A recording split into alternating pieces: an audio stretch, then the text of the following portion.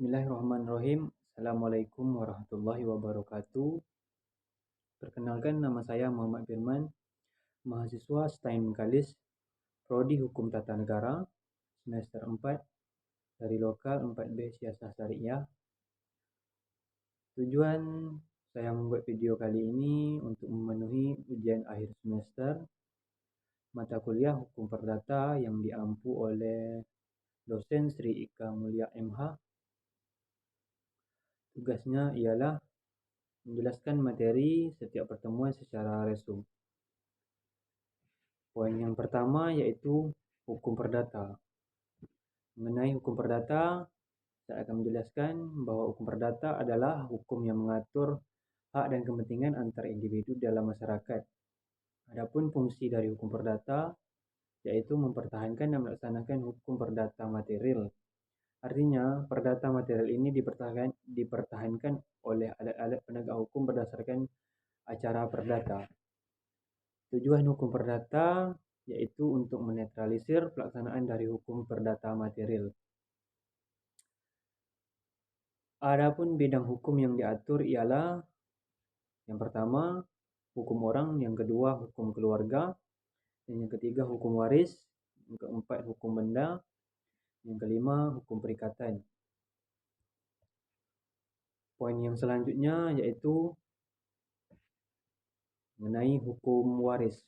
Hukum waris adalah suatu hukum yang mengatur peninggalan harta seseorang yang telah meninggal dunia diberikan kepada yang berhak seperti keluarga dan masyarakat yang lebih berhak. Mengenai hukum waris yang berlaku di Indonesia ada 3, yaitu waris adat, waris Islam, dan waris perdata. 3 unsur hukum waris yaitu yang pertama adanya pewaris, dan yang kedua adanya ahli waris, yang ketiga adanya harta warisan. Selanjutnya, yang berhak jadi ahli waris menurut undang-undang ialah yang pertama keluarga yang sedarah, yang kedua suami atau istri yang perkawinannya sah, dan yang ketiga yaitu anak kandung. Yang selanjutnya yaitu mengenai hukum benda. Hukum benda adalah semua kaedah hukum yang mengatur apa yang diartikan dengan benda dan mengatur hak-hak atas benda. Selanjutnya yaitu macam-macam hak kebendaan. Yang pertama, hak kedudukan berkuasa, yang kedua, hak milik. Selanjutnya, hak perkarangan, dan yang keempat, hak numpang karang, dan yang kelima, hak guna usaha, dan yang keenam, hak pakai hasil, dan yang terakhir yaitu hak gadai. Hukum benda ini diatur dalam Undang-Undang Dasar Pokok Agraria Nomor 5 Tahun 1960 yang dimana berbunyi diatur hak-hak kebendaan yang berkaitan dengan bumi, air, dan kekayaan yang terkandung di dalamnya.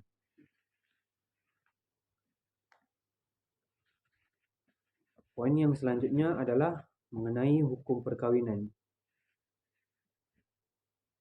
Syarat sahnya perkawinan. Yang pertama, kedua pihak harus mencapai umur yang telah ditetapkan di dalam undang-undang. Dan yang kedua, harus ada persetujuan bebas dari kedua pihak. Dan yang kedua, untuk perempuan yang sudah pernah kawin sebelumnya harus melewati masa iddah, yaitu 300 hari terlebih dahulu. Syarat yang keempat, tidak ada larangan dalam undang-undang bagi kedua pihak. Dan yang terakhir, untuk yang masih bawah umur harus ada izin dari orang tua atau wali. Poin selanjutnya yaitu mengenai hak dan kewajiban suami istri. Suami istri harus setia satu sama lain, membantu, berdiam bersama-sama, saling memberi nafkah dan mendidik anak bersama-sama. Poin yang ketiga yaitu mengenai pencampuran kekayaan.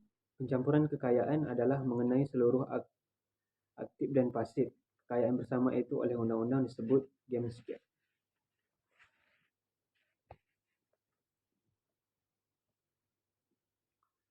Pasal 140 ayat 3 mengizinkan untuk memperjanjikan di dalam perjanjian perkawinan bahwa suami tidak diperbolehkan menjual atau menggadaikan benda-benda yang jatuh dalam gamescape dari pihak si istri tanpa seizin istri. Selanjutnya yaitu mengenai perjanjian perkawinan, dan poin yang kelima yaitu perceraian. Mengenai perceraian ini adalah penghapusan perkawinan dengan putusan hakim. Perkawinan dinyatakan cerai apabila salah satu pihak meninggal. Undang-undang tidak memperbolehkan perceraian dengan pemufakatan saja antara suami dan istri. Harus ada alasan yang sah. Adapun alasan tersebut yaitu karena zina, yang kedua ditinggal dengan sengaja, yang ketiga penghukuman yang melebihi 5 tahun karena dipersalahkan melakukan suatu kejahatan. Poin yang terakhir, penganiayaan berat atau membahayakan jiwa. Selanjutnya yaitu undang-undang perkawinan menambahkan 2 alasan. Alasan pertama, salah satu pihak terdapat cacat badan atau penyakit dengan akibat tidak dapat menjalankan kewajiban sebagai suami ataupun istri. Alasan yang kedua, terus terjadi perselisihan atau pertengkaran dan tidak ada harapan untuk hidup bersama lagi. Poin selanjutnya yaitu mengenai hukum keluarga. Dalam hukum keluarga mencakup yang pertama yaitu keturunan. Seorang anak sah ialah anak apabila yang dianggap lahir dari perkawinan yang sah oleh ayah dan ibunya melalui pembuktian melalui surat kelahiran yang diberi oleh pegawai pencatatan sipil. Selanjutnya mengenai kekuasaan orang tua, hubungan anak dan orang tua, dan perwalian. Poin selanjutnya yaitu mengenai subjek hukum. Subjek hukum adalah segala sesuatu yang dapat menjadi penyandang, pemilik, dan pendukung hak serta kewajipan. Yang dimaksud ialah orang. Ada dua kategori subjek hukum. Yang pertama yaitu manusia, yang kedua yaitu badan hukum. Selanjutnya, alasan mengapa badan hukum dikategorikan sebagai subjek hukum. Yang pertama, karena memiliki kekayaan sendiri. Yang kedua, pendukung hak dan kewajiban.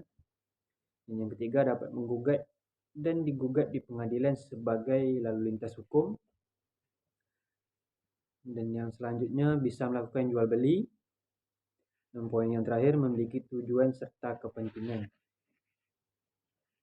Contoh dari subjek hukum yaitu yang pertama PT atau perseroan terbatas, yang kedua yaitu CP atau Komentar Penutscape, yang ketiga yaitu manusia yang sudah berumur 21 tahun ke atas, dan yang terakhir yaitu lembaga negara.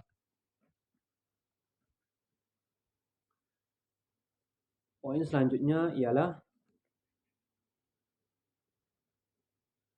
hukum perikatan. Hukum perikatan adalah suatu hubungan hukum antara dua pihak yang menimbulkan hak dan kewajiban atas suatu prestasi.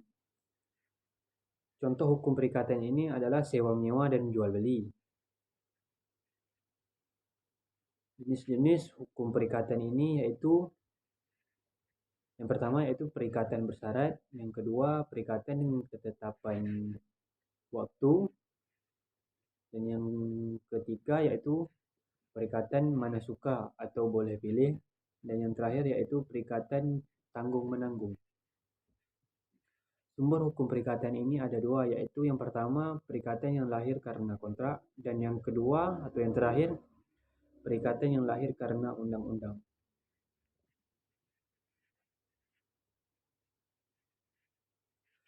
Adapun poin yang terakhir yaitu mengenai hukum orang. Hukum orang adalah hukum yang memuat tentang aturan manusia sebagai subjek hukum. Peraturan perihal kecakapan untuk memiliki hak-hak dan kecakapan bertindak sendiri. Baiklah, mungkin sekian video dan hasil resum dari pembahasan materi setiap pertemuan ini. Lebih dan kurangnya saya mohon maaf dan saya akhiri. Wabillahi taufiq wal hidayah. Assalamualaikum warahmatullahi wabarakatuh.